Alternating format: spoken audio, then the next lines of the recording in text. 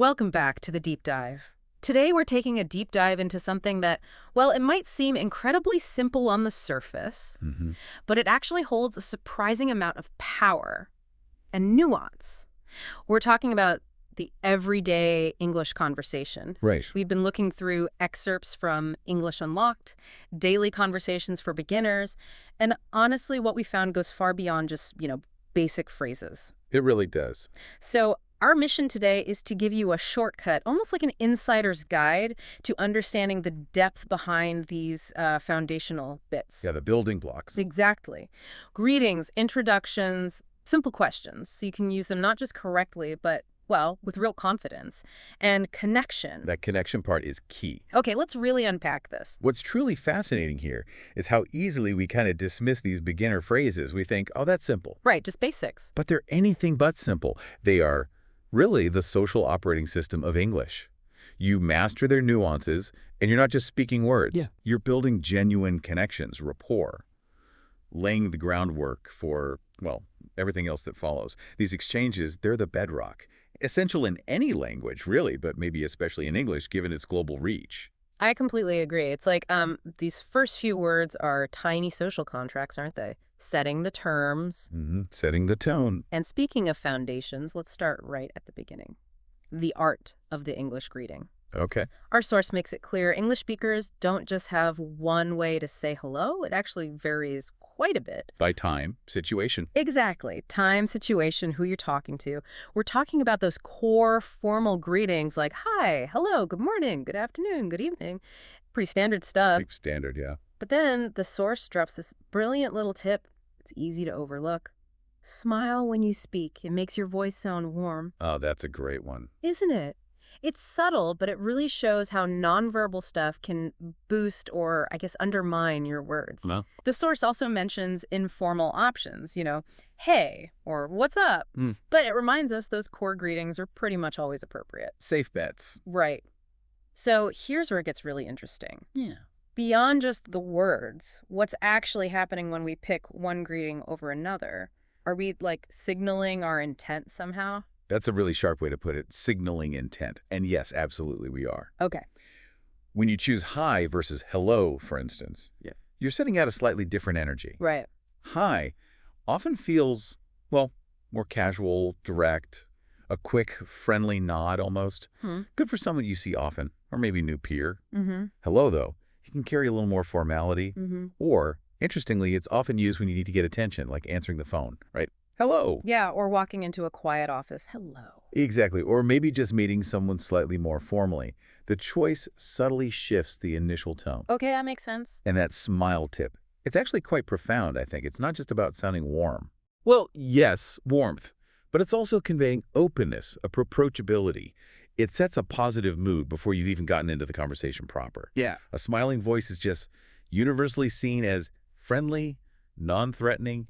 It invites connection. Like a little social shortcut? Kinda, yeah. Now, hey, or what's up? They're common, sure, but they really hinge on familiarity. Right. You wouldn't say what's up to your new boss, probably. Probably not the best first impression. Yeah.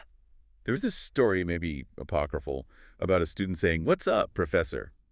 in their first meeting. The advisor was, let's say, not amused. Huh. Yeah, I can imagine. Rapport fail. Big time. It just shows how using those very informal greetings too broadly can seem like a lack of respect, especially in professional settings or first meetings. So for you, the listener, understanding these small choices, it really helps you navigate. You can dictate the whole feel of the chat, opening doors, or maybe unintentionally creating a bit of distance. That story really hits home. It's clear these greetings are like finding the right key for the lock of conversation. Nicely put. But, okay, you've used the right key, you've opened the door. What's the very next crucial step? Introductions. Introducing yourself, right. The source gives us two really simple, natural ways. Hello, my name is your name, and hi, I'm your name. Straightforward. Yeah, and it gives the example. Hi, I'm Sarah, nice to meet you. Simple, effective, and it highlights something so important, maybe easily missed. The polite reply. When someone introduces themselves, you don't just nod. You say, nice to meet you. So for a learner, where those first few seconds can feel, high stakes. How do they use these simple phrases to really connect? What are the hidden bits? That's a really critical point. The choice again, hello, my name is, versus hi, I'm. It does subtly signal formality or ease. Okay. Hello, my name is. It feels a bit more weighty, maybe better for a job interview or meeting someone older, perhaps. Right, more formal context. Whereas hi, I'm is generally more common socially. It signals you're comfortable quickly. Neither is wrong, mind you, but the nuance is there. Knowing it helps you adapt. Adaptability is key. And nice to meet you. It is so much more than just saying words back. How so? It's an active expression of positive regard. Mm. It's a social signal saying, basically, I acknowledge you, I'm glad we're meeting, and I'm open to talking more. Okay, so it's an invitation almost. In a way, yes. And this raises that vital point about reciprocity. This is often where learners, understandably, might stumble. Reciprocity, right? Give and take. Exactly. If someone gives you their name and a greeting, the unspoken social rule is that you offer yours back and you acknowledge theirs. Imagine Alex says, "Hi, I'm Alex," and you just reply, "Okay." Awkward. Totally awkward, because that social expectation wasn't met. So for you, listening, these phrases, "Hi, I'm Name, nice to meet you," they're like your passport to starting chats, building that initial rapport.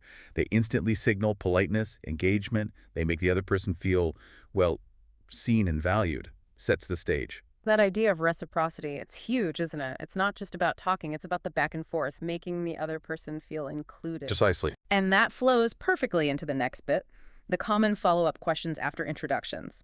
The source highlights "How are you?" calls it a primary conversational bridge. A bridge. Yeah, that's a good way to think of it. And it lists those polite responses. "I'm fine, thank you." "I'm good, how about you?"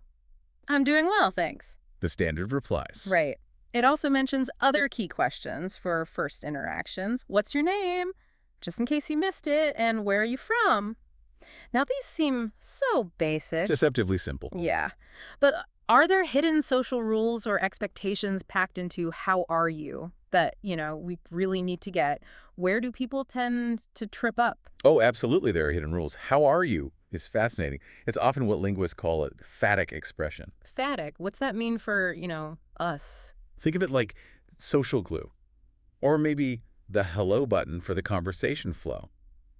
Its main purpose, often, isn't actually to get a detailed report on your health or mood. Right, they don't usually want your whole life story. Not usually, no. It's more about acknowledging the other person, keeping the social channel open, keeping things smooth, maintaining connection rather than deep inquiry. Okay, so it's more ritual than question sometimes. Often, yes.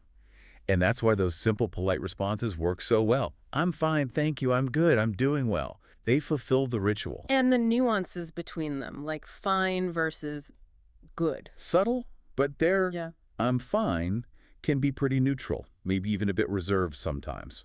"I'm good" or "I'm doing well" generally sound a bit more positive, more open. Okay. But the crucial part, and where learners sometimes miss the beat, is the return question. The "how about you?" or "and you?" Ah, the reciprocity again. Exactly. If you just say "I'm good, thank you," and stop. Silence. It can feel like you've just shut the door on the conversation. Right, like you're not interested in them. Precisely.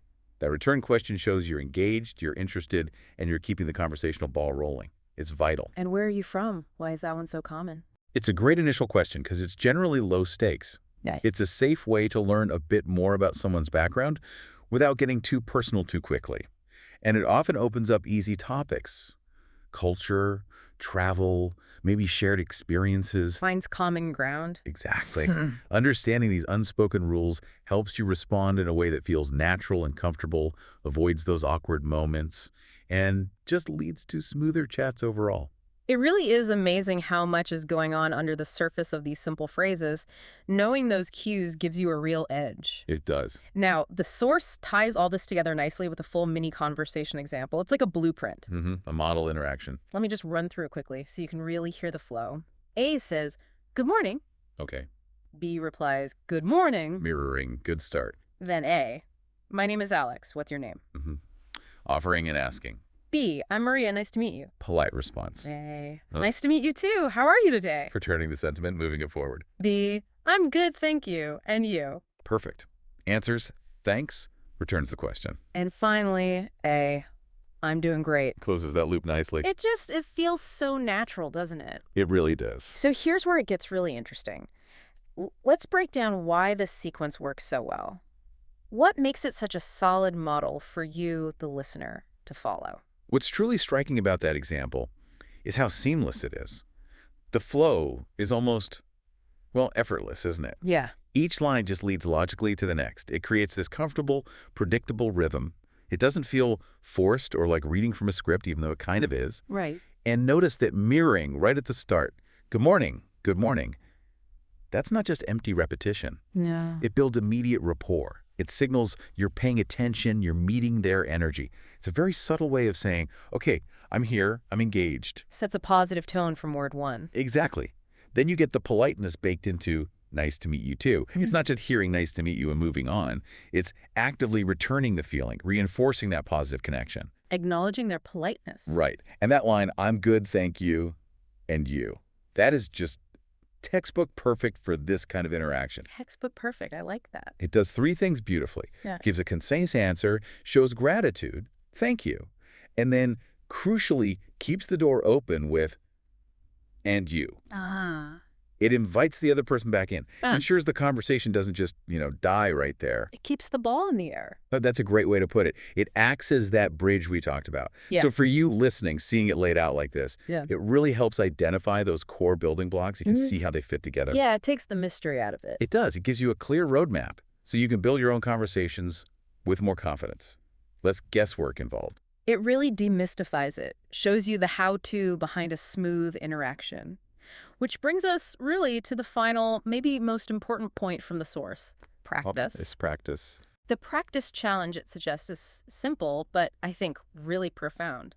It says, find a friend or family member and practice. Say hello, introduce yourself, ask their name, and ask how they are.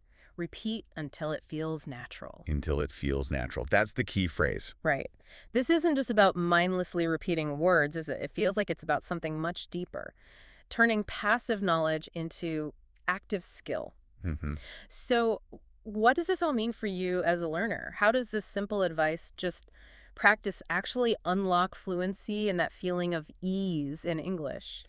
Well, that line from the source, this is how you turn listening into speaking. It's packed with insight about language learning. Okay. Active repetition, especially saying things out loud, it isn't just about memorizing phrases. It's about building actual muscle memory for conversation. Muscle memory for talking. Yeah. You're literally training your brain, forming and strengthening the neural pathways that let you produce language almost automatically without having to consciously think through every single word. So it becomes second nature. Exactly. When you practice these core phrases over and over, you're not just recalling vocabulary. You're internalizing the patterns, the rhythm, the flow of interaction. So they become automatic. And that automaticity, that's a huge part of what fluency is. Right. Not having to translate in your head constantly. Precisely. And there's a big psychological boost, too. When you know you can handle that initial exchange, the hello, the intro, the basic questions, it builds massive confidence. Takes the pressure off. It really does. It lowers the cognitive load, Yeah. You're not desperately searching for words in those first crucial seconds. That frees up your mental energy to actually listen, to understand the other person, to genuinely connect. Makes sense. And repeating until it feels natural. That's the journey from conscious effort to intuitive response. It moves speaking from a mental puzzle to just talking. So for you, the learner, this isn't just boring practice, it's empowerment. Truly. But working on these basics, you are literally paving the way for more complex, more spontaneous conversations later. Building that solid foundation, one confident hello at a time. That's a fantastic way to frame it. What a journey we've taken, really, through the unexpected power packed into everyday English chat. We've unpacked greetings, introductions, those polite questions with their hidden rules, and seen how it all flows together. It seems so clear now that mastering these simple bits isn't just basic, it's actually a powerful shortcut. It really is. A shortcut to feeling informed and, maybe more importantly, feeling confident when you actually use English in real life. Absolutely. And our source even hinted at what's next. Maybe exploring how to talk about your hobbies and interests in English. Moving beyond the basics. Yeah, sounds like the perfect next step, right? Building on this foundation to have longer, more engaging conversations. Well, thank you for joining us on this deep dive. My pleasure. And maybe a final thought for everyone listening. Yeah. As you go about your day, just consider how that small act, a thoughtful greeting, maybe asking, and you, back. It just move words around. It actually opens doors. Doors to understanding, maybe empathy, definitely genuine human connection. So what might you unlock today just with a simple hello and a how are you?